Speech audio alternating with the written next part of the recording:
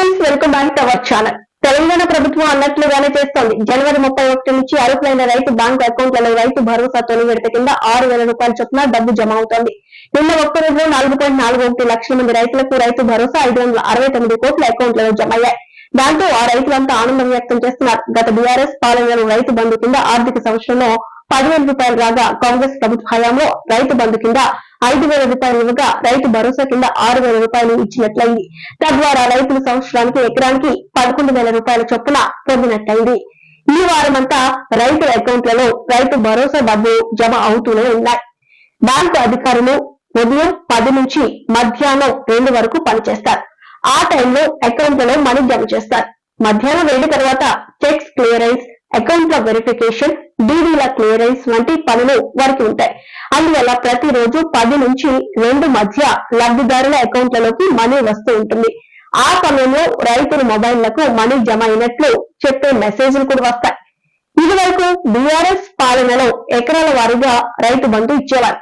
అంటే గ్రామంలో ముందుగా ఎక్కువ ఎకరాల పొలం ఉన్న వారికి రైతు బంధు మనీ వచ్చేది. దాంతో ఎకరాలు లేని వారు తమ వంతు ఎప్పుడు వస్తుందా అని ఎదురు చూసేవాళ్ళు. ఇప్పుడు ఆ పరిస్థితి లేదు. గ్రామంలో ఉన్న రైతులందరికీ ఒకేసారి రైతు భరోసా డబ్బులు అకౌంట్లలో పడుతున్నాయి. ఎవరికైనా మిస్ అయితే ఈ వారంలో జమ అవుతాయి. తెలంగాణ ప్రభుత్వం ముందుగా 1 ఎకరం భూమి ఉన్న రైతులకు మనీ విడుదల చేసింది. ఆ ప్రకారంగా 1.5 ఎకరాలు, 2 ఎకరాలు, 2.5 ఎకరాలు, 3 ఎకరాలు ఇలా అందరికీ జమ అవుతాయి. ఇందుకోసం ఈ కుబేర్ విధానాన్ని ప్రభుత్వం అమలు చేస్తుంది. ఎవరికైనా మనీ జమ కాకపోతే ఆందోళన చెందాల్సిన పని లేదు. వారం రోజుల్లో కూడా మనీ రాకపోతే వారు పంటలు సాగు చేస్తూ రైతు భరోసా పథకానికి అర్హత కలిగి ఉంటే స్థానిక వ్యవసాయ శాఖ అధికారులను కలిసి ఈ విషయం చెప్పాలి. వారు మీ వివరాలను పరిశీలిస్తారు. మీ భూమి వివరాలు, సాగు చేస్తున్న పంట, పట్టాదారు పాసు పుస్తకాలు వంటి వివరాల్ని వ్యవసాయ శాఖ అధికారులు అడిగి తెలుసుకుంటారు. అక్కడ అంతా కరెక్ట్ గా ఉంటే నెక్స్ట్ బ్యాంక్ లో అడగాల్సి ఉంటుంది.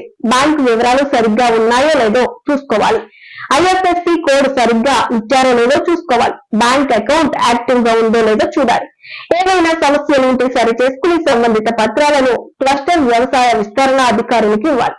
ఇందుకు జనవరి నెలాఖరు వరకు టైం ఉంది. ఆ వివరాలను పరిశీలించి ఫిబ్రవరి లోపు మనీ వచ్చేలా చేస్తారు.